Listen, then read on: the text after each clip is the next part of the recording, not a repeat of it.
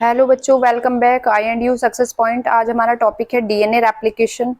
इस DNA replication के बारे में हम पहले भी बात कर चुके हैं। आज एक बार फिर से बात कर रहे हैं कि डीएनए रेप्लिकेशन क्या है और ये पूरा प्रोसेस कैसे होता है और इससे रिलेटेड एक्सपेरिमेंट के बारे में जान लेते हैं।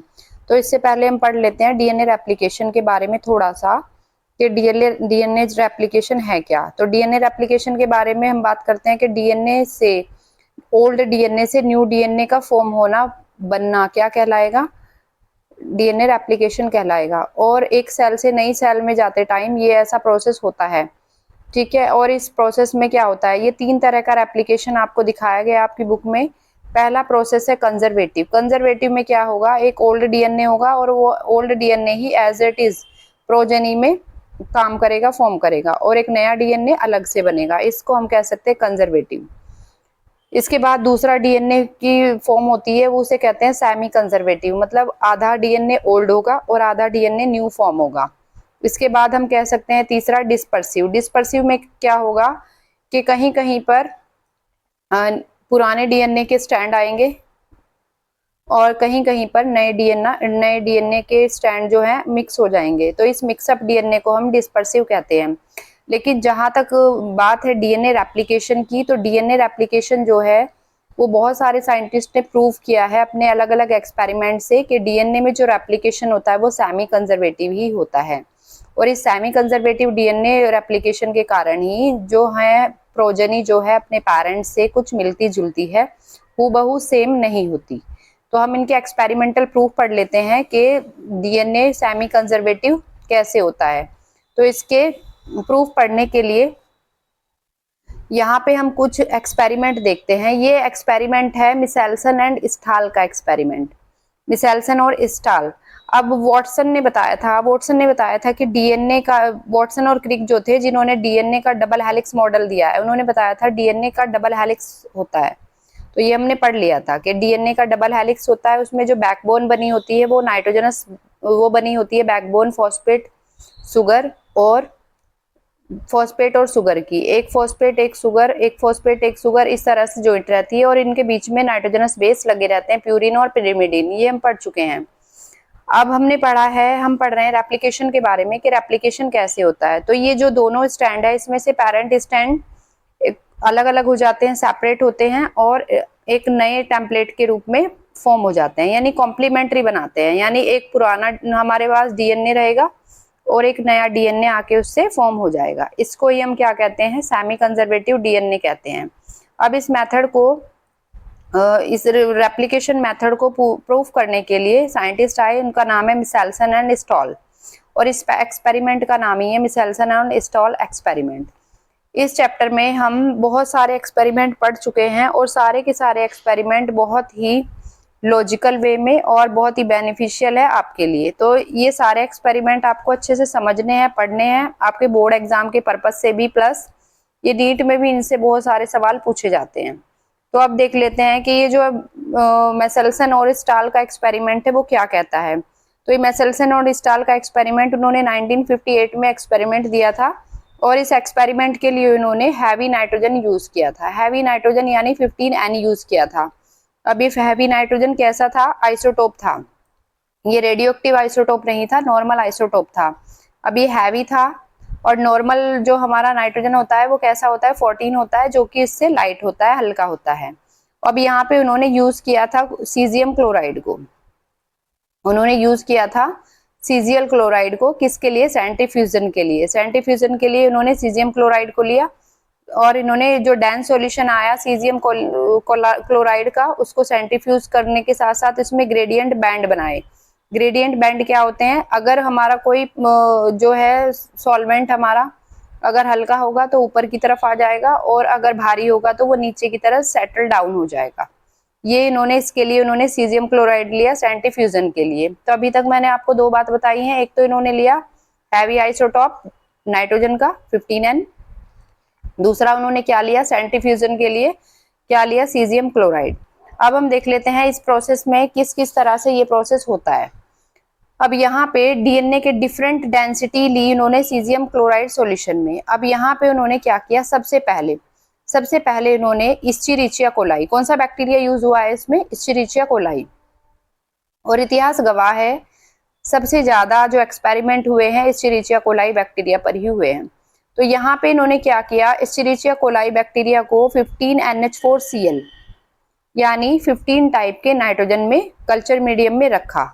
कल्चर मीडियम में रखने के बाद जब उसकी बहुत सारी जनरेशन बन गई, यानी बहुत सारी उसकी कॉलोनीज बन गई, उसने 20 मिनट्स में ही क्या कर लिया, बहुत सारे बैक्टीरिया, न्यू बैक्टीरिया को बना लिया।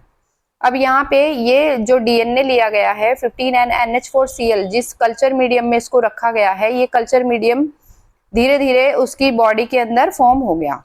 अब यहाँ पे ये 14N पहले से था, 15N ये इसमें डाल के रखा गया, और इसकी अब डेंसिटी क्या होगी। अब यहाँ पे देखो 14N पहले नॉर्मल टाइप का ये पहले से था, 15N वाला अब बना, तो एक स्टैंड यहाँ पे 14N वाला बन गया और एक स्टैंड यहाँ पे 15N वाला बन गया। यानी फर्स्ट जनरेशन में ये कैसा बना, ये फर्स्ट जनरेशन में ये मिक्सअप वाला यानी सेमी कंजर्वेटिव डीएनए यहाँ पे फॉर्म हो गया।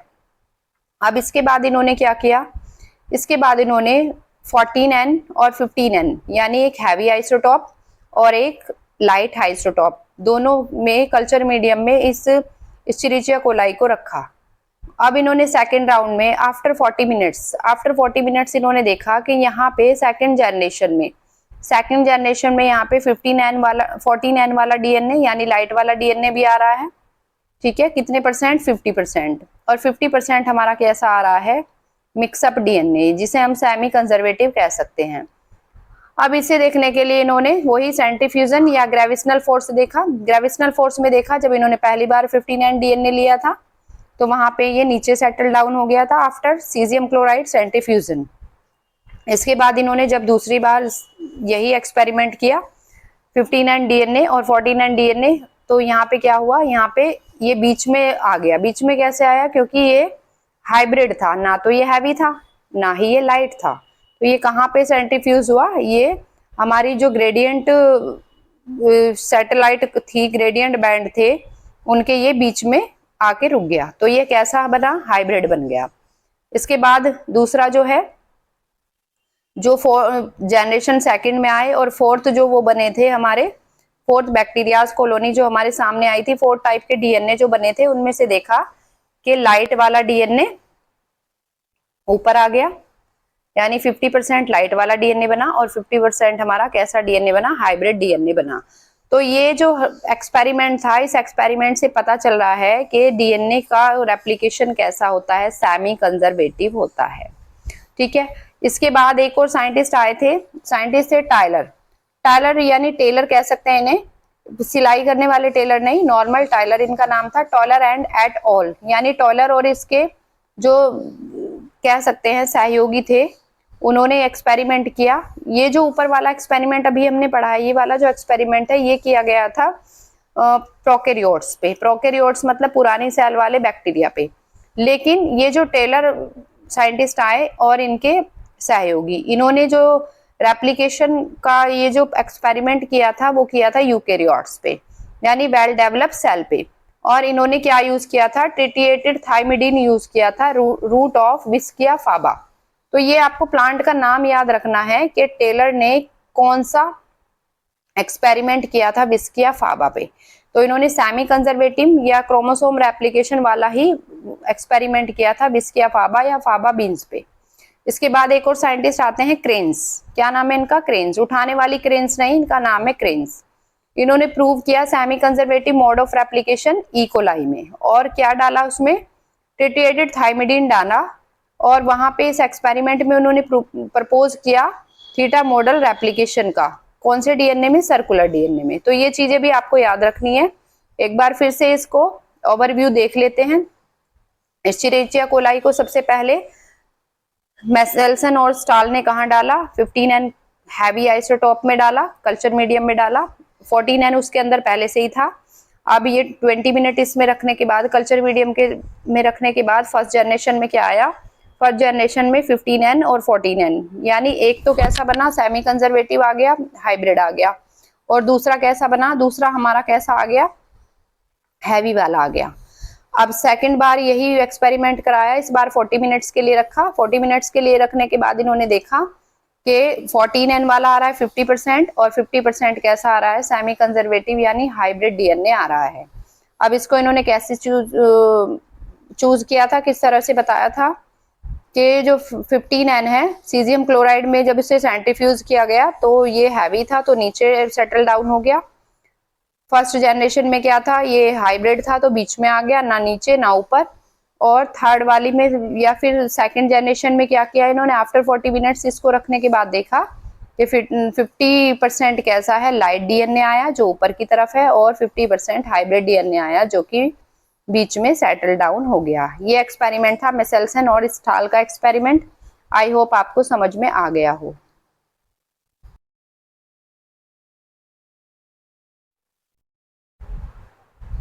अब हम कंप्लीट प्रोसेस पढ़ लेते हैं डीएनए रेप्लिकेशन का, कि डीएनए रेप्लिकेशन कैसे करता है यूकेरियोट में। तो पहले हमने अभी बात की है कि डीएनए को बहुत सारे साइंटिस्ट आए और उन्होंने एक्सपेरिमेंटल वे में प्रूफ किया कि डीएनए कैसा होता है, सेमी कंजर्वेटिव होता है।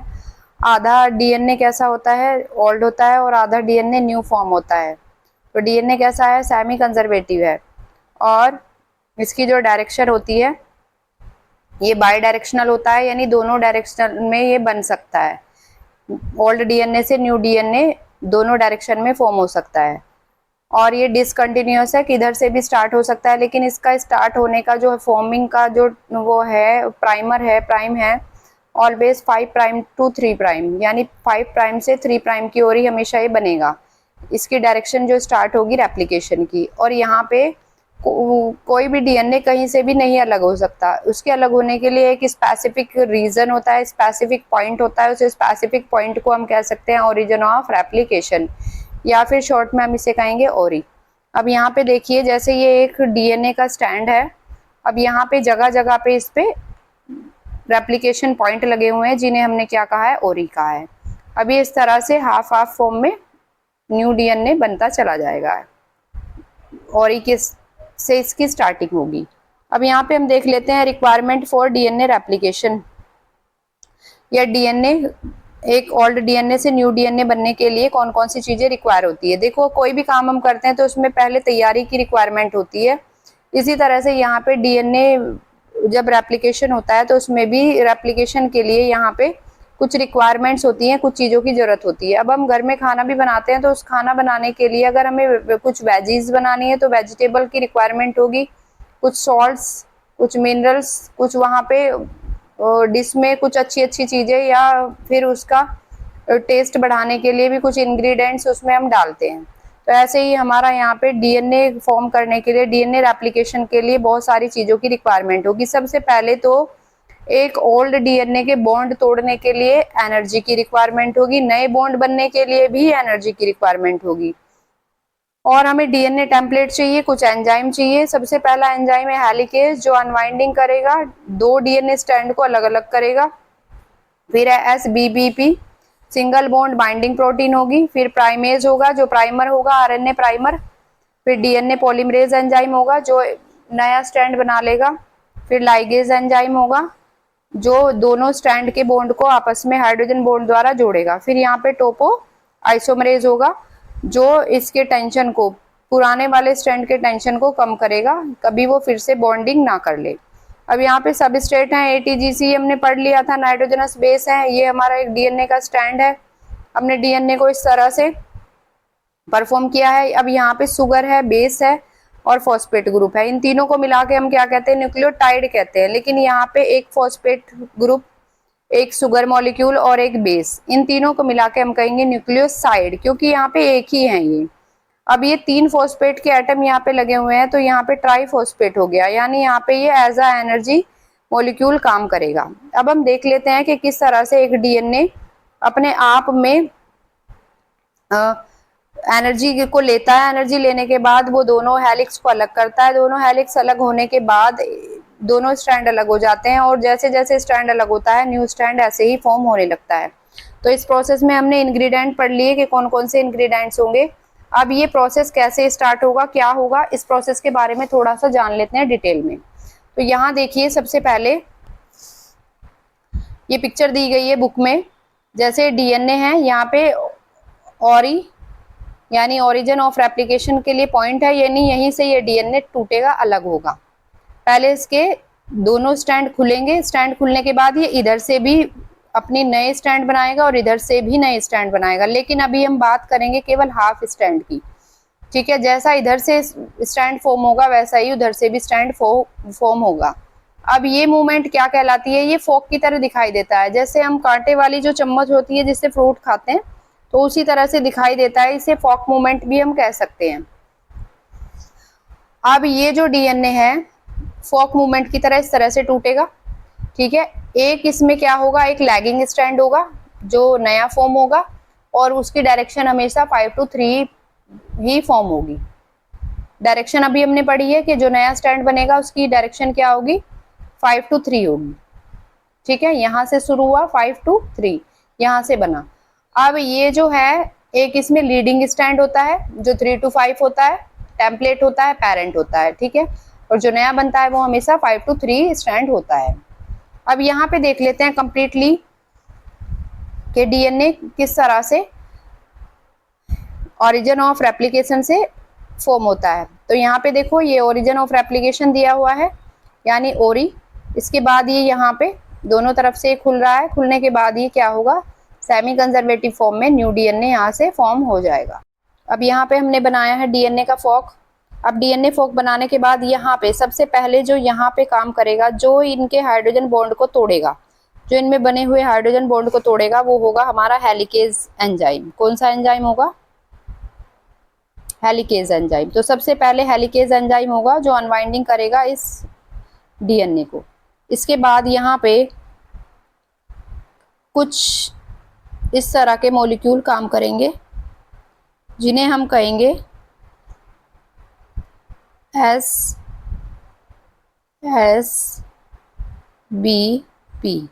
Single strand binding protein. ये यहाँ पे क्या करेंगे, ये इसके साथ बाइंड हो जाएंगे और इसको दोबारा से बाइंडिंग करने से रोकेंगे, आगे जाने से रोकेंगे दोबारा से, ठीक है। ये खुल गया है। इसके बाद यहाँ पे इसके टेंशन को रिमूव करने के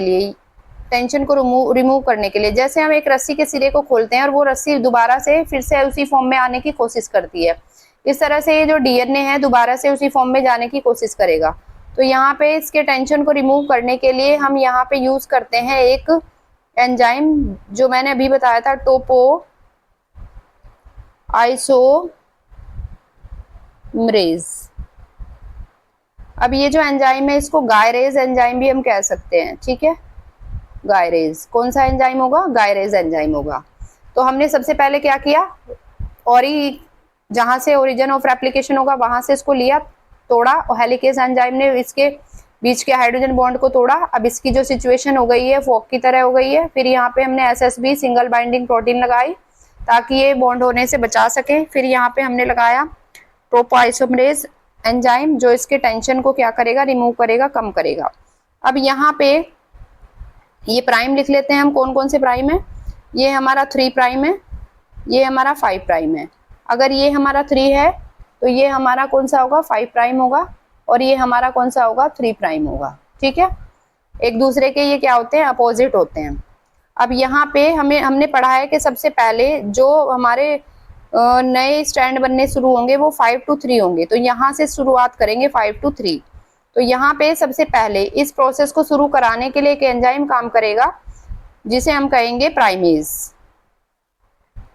यानी डीएनए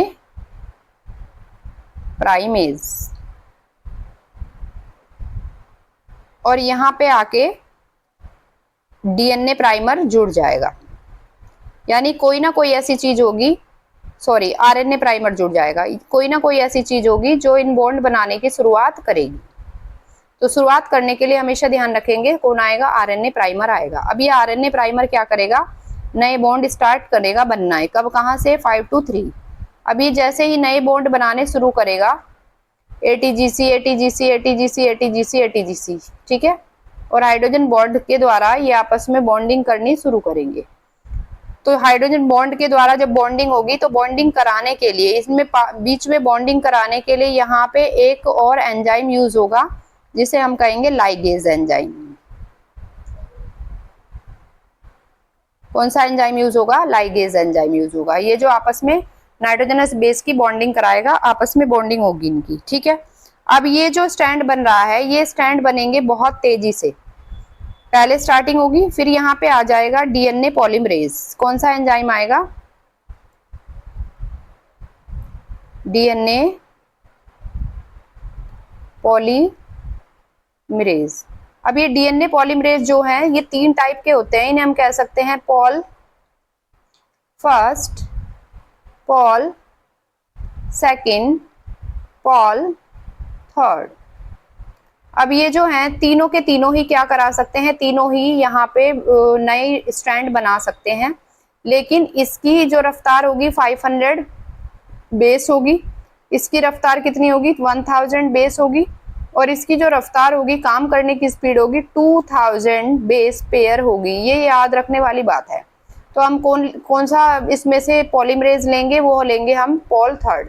तो ये पॉल थर्ड क्या करेगा? तेजी से यहाँ पे स्टैंड बना देगा, तेजी से यहाँ पे नए स्टैंड फॉर्म करा देगा। अब ये नए स्टैंड जैसे ही फॉर्म होंगे, जैसे ही नए स्टैंड यहाँ पे फॉर्म होंगे, फॉर्म होते चले जाएंगे, तो अभी इतनी स्पीड से काम कर रहा है, तो ऑब्वियस सी बात है, इतनी स्पीड से काम करते टाइम इसको कहीं ना कहीं गलतियां होंगी।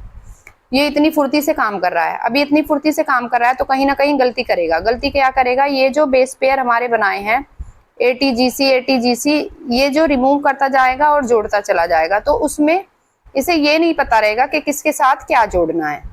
तो ये जो भी सामने मिलेगा फटाफट से उसको जोड़ता चला जाएगा। अब ये जोड़ रहा है, नया स्टैंड बनाता जा रहा है, तो बहुत सारी गलतियां इसने कर दी है क्योंकि इसकी स्पीड ज्यादा है। अब ये पोल फर्स्ट और पोल सेकंड आएंगे और धीरे धीरे जो भी इसने गलतियां की हैं उसको रिमूव करेंगे और नया स्टैंड इसमें जोड़ते चले जाएंगे। इस तरह से ये डीएनए बनेगा। जितना जितना डीएनए खुलता चला जाएगा, उतना उतना नया डीएनए फॉर्म होता चला जाएगा। यही प्रोसेस है डीएनए रेप्लिकेशन का। अब यहाँ पे कुछ स्टैंड तो हमने देखा है पूरी तरह से बन जाएंगे, लेकिन कुछ स्टैंड क्या होंगे? कुछ स्टैंड टुकड़ों में बनेंगे, छोटे छोटे टुकड़ों में बनेंगे। प्रोसेस यही होगा। इन टुकड़ों में बनने के कारण ही इन स्टैंड को हम क्या कह सकते हैं? इन फ्रेगमेंट को हम क्या कह सकते हैं? Okazaki fragment. क्या कहेंगे? ओकाजाकी फ्रेगमेंट कह देंगे, ठीक है। क्या कह देंगे? ओकाजाकी फ्रेगमेंट कह देंगे। तो ये इस तरह से पूरा प्रोसेस है। एक बार फिर से देख लेते हैं, बुक में देख लेते हैं एक बार। ये पिक्चर आपको बहुत अच्छे से समझ में आ रही होगी, ठीक है। यहाँ पे देखिए, ये डीएनए है, कंप्लीट डीएनए है जो डेंस होके डबल स्टैंड में है। अब इसके एक तरफ 3 प्राइम है, दूसरी तरफ 5 प्राइम है। ये लैगिंग स्टैंड है, ठीक है, और ये लीडिंग स्टैंड है। ये लीडिंग स्टैंड यानी पेरेंटल स्टैंड है, और ये लैगिंग स्टैंड है यानी नया स्टैंड यहाँ पे फॉर्म हुआ है। अब यहाँ पे ये पुराने वाला डीएनए, यहाँ पे हमने स्टैंड को तोड़ा। तोड़ने के लिए हमें कौन सा एंजाइम लगा? यहाँ पे हेलिकेज एंजाइम, जिसने बॉन्ड तोड़े। फिर यहाँ पे टोपोआइसोमरेज ने टेंशन को रिमूव किया। सिंगल बाइंडिंग प्रोटीन ने क्या किया? यहाँ पे बॉन्ड को स्टेबल बनाए रखा, फिर से बॉन्डिंग ना करने के लिए। फिर यहाँ पे डीएनए प्राइमेज लगा। डीएनए प्राइमेज ने क्या किया? जो जो बॉन्ड टूटे थे वो बॉन्ड को दोबारा से क्या किया? फॉर्म करता चला गया। फिर यहाँ पे आरएनए प्राइमर आया। आरएनए प्राइमर ने नाइट्रोजनस बेस को जोड़ना शुरू किया, एक आध को उसने जोड़ा। फिर यहाँ पे डीएनए पॉलीमरेज आया, पॉलीमरेज थर्ड आया, जिसने बहुत स्पीडली बॉन्ड बनाए। बॉन्ड बनाने के बाद जो आपस में बॉन्ड जुड़े एटीजीसी उनको हाइड्रोजन बॉन्ड से जोड़ा। किसने? डीएनए लाइगेज ने जोड़ा। अब कुछ तो ये प्रोसेस पूरा कंप्लीटली हो गया और कुछ हुआ टुकड़ों में, तो इन टुकड़ों को हमने क्या कहा? ओकाजाकी फ्रेगमेंट कहा, ठीक है। और ये जो ओकाजाकी फ्रेगमेंट बने थे, इनमें बहुत गलत भी हो सकते हैं। जो डीएनए पॉलीमरेज ने बहुत सारे स्टैंड बनाए हैं, अब इनके लिए पोल फर्स्ट और पोल थर्ड आएंगे, जो इन्हें क्या करेंगे? बहुत अच्छे से मैनेज करेंगे और इसको अच्छे से फॉर्म कराएंगे। अब यहाँ पे ये सारी चीजें हमने पढ़ ली कि कौन कौन से एंजाइम यूज करेंगे यहाँ पे। तो आई होप आपको ये समझ में आ गया हो। Eukaryotic DNA replication most important है, बहुत अच्छा प्रोसेस है, बार बार पूछे जाने वाला प्रोसेस है, और आपको समझ में आना चाहिए कि कौन सा एंजाइम क्या काम करता है। आई होप आपको समझ में आया हो अच्छे से। That's all, thank you. इसे आप रिकॉल करें, बार बार रिकॉल करें डायग्राम से।